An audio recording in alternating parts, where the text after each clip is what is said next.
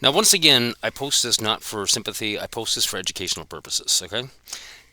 My condition right now is likely going to kill me at some point. You know what? Boo hoo. Such is life. I've accepted it. I'm not scared to die. Okay. But let's talk about the aftermath of leaving the hospital in October 2020. Okay. I got ejected from the hospital, listed terminally ill, been told by the surgeon that there's nothing else can be done for me. I'm on my own. Okay, and literally I was on my own. I had nobody to help me physically. Through all of this, I had nobody to help me get out the floor. It was always on me to survive. And trust me, when you're laying on the floor after bleeding out, you're dehydrated and starving. It was so easy. It would have been so easy for me just to lay there and say, you know what, fuck it, let me die, because it would have made a painless death. Bleeding to death internally, starvation, dehydration, yeah, it's a painless death, believe it or not. It's a rough road, but it's a painless death. I was puking big time. Every frickin' day I was puking up at least 2 liters of bile. And again, the bile has to come from somewhere. My liver will suck my body, water out of my body. I can literally watch my veins collapse as my liver sucks water out of my body to produce bile for me to puke it up.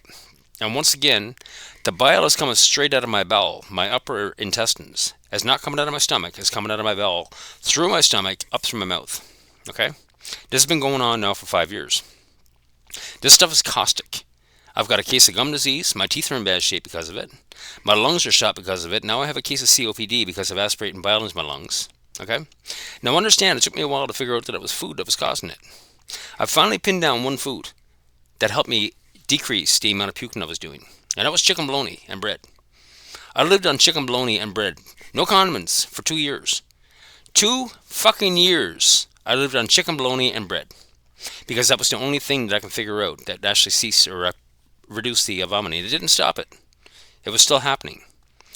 But at that point, I'd run out of what was called pantoprazole. It's a PPI blocker, a proton pump inhibitor, which wasn't doing shit for me. It was actually making me worse. But that's all I ever heard from the early doctors. In the early stages of all this stuff, they were telling me, take my Pantaloc. And that's all they did, treated me with Pantaloc. And I'll get another video for that one. Because if I can sue him, I'm going to as well. Bologna and bread. Chicken bologna and bread. 2 years, no condiments. That's what I lived on. I never want to see another piece of bologna as long as I live. Okay? Because I was too scared to change over. Because once I did, I started changing to different foods, I would start puking massively again. Now, right now, my diet as a result, I've got myself stretched out to the point where now, all I'm living on right now is ramen noodles. I'm living on crackers, bread, and canned ham. I can't eat beef. I can't eat anything else. I can't eat chicken anymore. I'm living on canned ham, ramen noodles, crackers, and bread. That's it.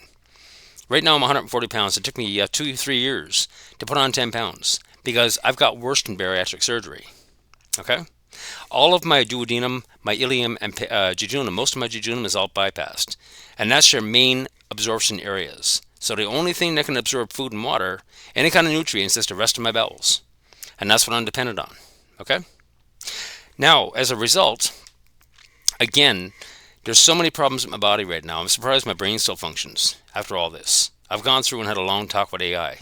And again, if you have medical problems that you can't figure out or doctors can't figure out, download ChatGPT, tell it to go into medical diagnostic mode, and lay it out. Lay out everything.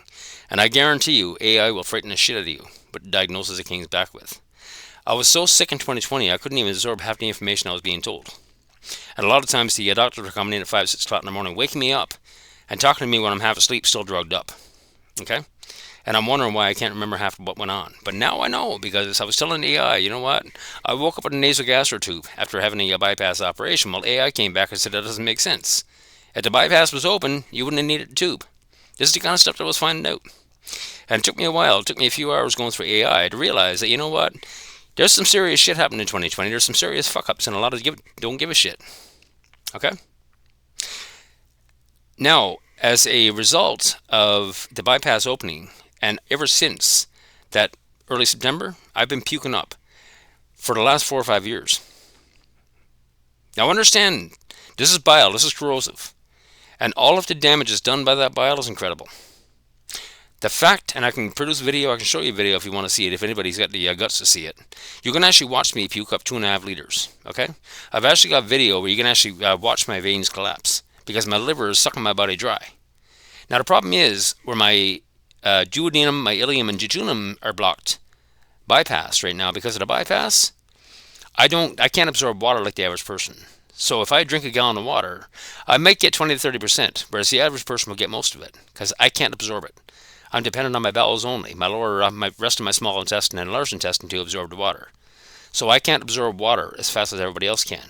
So when I go dehydrated, it's dangerous. And I'm losing pounds, 10 pounds, 5 pounds, 10 pounds, 20 pounds at a time when I puke. And I got to get that back into me. And it takes a whole lot of water to rehydrate. In my case, in my situation, and again, doctors don't seem to give a shit. They don't seem to give a shit. And my biggest problem right now is doctors that don't listen. I haven't met one doctor yet that actually listened to me. Sat down and took the time to listen to me through all of these 6 years, nearly 6 years of going through trauma. Okay? And I'm still facing the same thing right now. There's times that I wake up 3 o'clock in the morning when my bowels are full.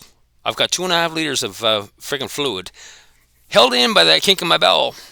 And at some point, it's going to build up to the point where it's going to leak on through, and it comes up through the stomach and up to my mouth. Into my mouth, and I wake up with a mouthful of friggin' bile.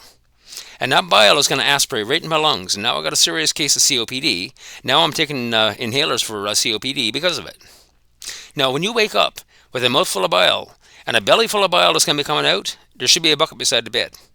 And it's going to take me, I got to get out of bed, clear up my bowels, puke it all up, and I got to do it manually. It's always fingers down the throat.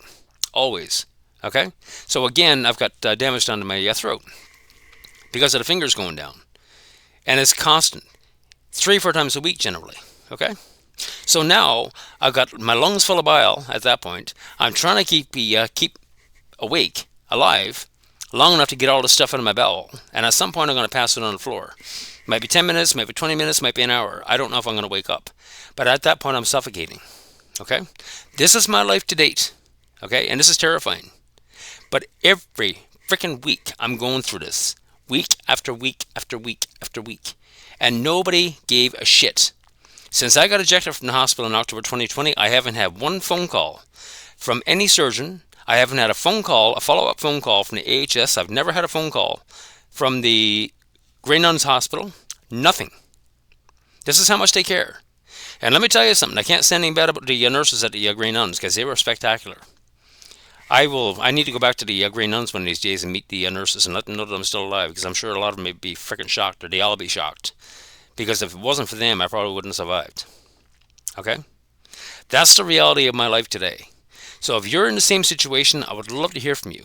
But I got the funniest feeling there's not too many people out there going through what I'm going through, if any. Okay? What I'm doing right now is educational. I want to tell people a story before I end up dead. And I'm going to tell you the whole story. If I don't get any satisfaction from AHS or the College of Physicians and Surgeons, all the complaints that I put in, I will be taking the entire story public with all the names. And some of these names might shock you, because they're supposed to be some of the best surgeons in Alberta. They don't give a shit. Okay? I'm going to be going to social media with the entire story. I'm going to be going to mainstream media with the entire story. And let me tell you something. My goal is going to be embarrassed to live in shit out of the AHS, Alberta Health Services, and the doctors that actually were part of my case. And if I get my way, if I'm cleared to sue, I'm going to be suing a lot of doctors. Every doctor that had any part in my case in 2020 that made my condition worse, I'm going to be going after them. And I'm going to embarrass them. I'm going to sue them. That's the reality. Okay? I'm going to come back with more videos. I'm going to do 1 or 2 more videos tonight, and over the weekend I'll do the rest. To literally lay out everything else. Okay? Because the last 5-6 years for me have been an absolute fucking nightmare. And I wake up every morning wondering why I'm still alive. Why am I still kicking? Because I don't know anymore. The only thing keeping me going right now is sheer will at this point. Because I've got no energy left. I can't work. I'm pretty much disabled because of this friggin' situation. Okay? Life is not good right now, and I've got nothing left to lose. And for a man that's got nothing left to lose, the doctors and everybody that were involved in my case, it's going to get interesting for you. Have a good night.